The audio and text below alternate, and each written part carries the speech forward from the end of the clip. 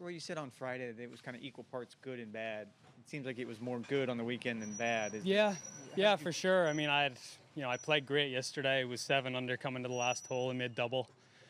And then again today, 7 under, playing the last 3 and made a bogey on the way in. But yeah, I mean, look, game's there. Hitting plenty of good shots, giving myself plenty of chances. Obviously, it's a pretty easy golf course as the scores suggest this week. But I felt like I played pretty good the last 3 days, and game is definitely feeling better now than it did when I headed out here. What specifically do you think you need to work on between now and the Masters? Just limiting the mistakes more than anything else. Don't think it's really anything technical. But yeah, mostly just, I've sort of compounded errors this week a little bit, and last week as well. I had a really bad run there at the end of the tournament to go from wherever I was in the top 10 to outside the top 20. So yeah, it's basically that. When I get out of position, even today, I hit that. I didn't feel like I hit that bad a shot on 16. Hits the tree, comes back into the hazard. I'm trying to be super cute to just land it on the green, get it close so I could see if par. Instead of just saying to myself, look, give yourself a putt from 10 or 12 feet. I'm trying to be really almost just too perfect, and I'm maybe just being a touch aggressive when I get myself out of position. So just taking my medicine a little bit more when I do. That was sort of the story of the week. It would have been nice to hold that birdie putt at the last. I would have made 30 birdies for the week.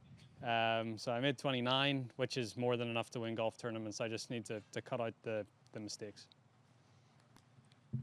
Rory, it's obviously a strange circumstances this year. How does it feel going into an April Masters compared to this situation? Do you feel the same excitement or any kind of that it's just around the corner like normal, or not? I like this more. Yeah. There's not as much hype. Not as much, just noise. I sort of like this better. Yeah. Yeah. Maybe just because so much focus is on you going into it all the time. Yeah, and just we're right in the thick of the season as well. Yeah.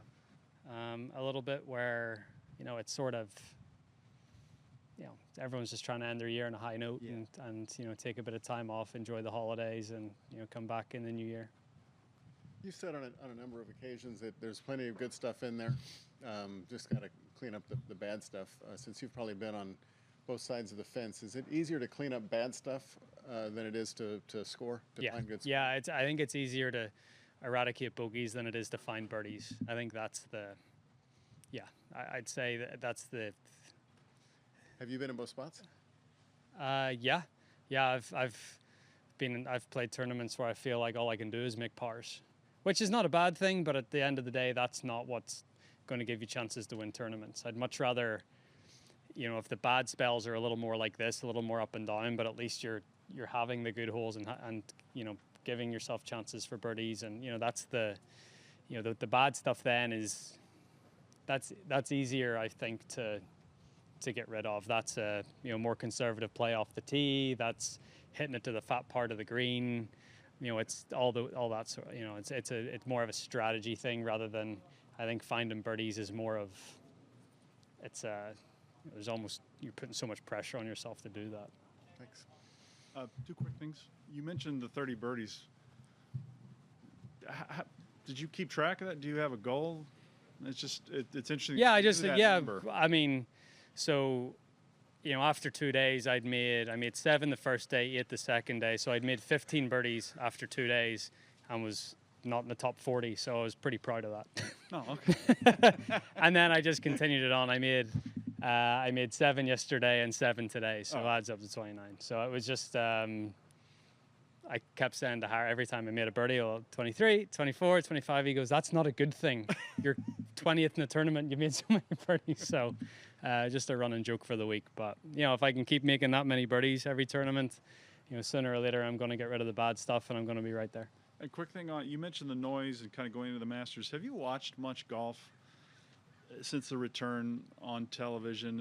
And what do you think of it compared to the other sports and how it's coming across on TV? Yeah, I mean, I have watched quite a bit. It honestly doesn't seem that much different on TV than it does any other week with crowd. I mean, the crowds obviously add something, but I think they add more to an atmosphere when you're actually there and at the event. But I think it's been great. I think we were one of the first sports to start back, and I think that's been a great thing for our game. More people are playing, people are buying golf equipment. The whole golf industry and as a whole is, I don't want to, almost benefited from this whole thing. So not that that's not the goal at the end of the day, but the fact that we play outside, the fact that you can socially distance, it's been a wonderful thing for people to be able to do something during this pandemic. Thanks. Rory, you spoke a little bit about your 29 birdies throughout the tournament. As it stands right now, you're actually leading the RSM Birdies for Love Challenge. Okay. So if you do win, that means that they'll donate $50,000 to any charity of your choice. Oh, nice. Saying that, what does it feel like to be able to give back to any type of charity that you would choose? Yeah, that's it's one of the great things being in the position that we find ourselves in is we can help people less fortunate than ourselves.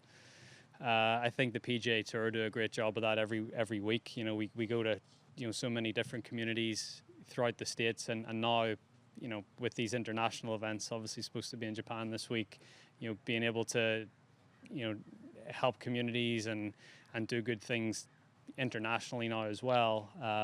It's great to be a part of that, and I've got some of my own philanthropic interests that I support as well. So, but that's always once you get to a position where you can help others, it's a wonderful position to be in, and it's nice to be able to do it. And you mentioned a little bit about already having some sort of philanthropical interest. Is there any charity in particular that you work very closely with that you may consider donating to? I have to think about it. There's been quite a few charities back home in Ireland that I've worked with quite closely and donated money and. But yeah, I'd have to think about it. It's there's so many great causes out there, and I'm sure wherever the money goes, it'll be used, very well, and and good things will be done with it. Thank you. Thank you. Rory, will you go to Augusta before? Yeah. Prior? I will. A couple of times, maybe. I might go up once and spend the night and play a couple of days, or maybe go up a couple of separate times. So are you done with tournament golf? You're not playing Houston, or? No, not going to play Houston. Augusta's my next one, and then I'll take a couple of months off after that and come back. Torrey, I think. Great. So, yeah. All right. Thank you. Thank you. Thanks, Ryan.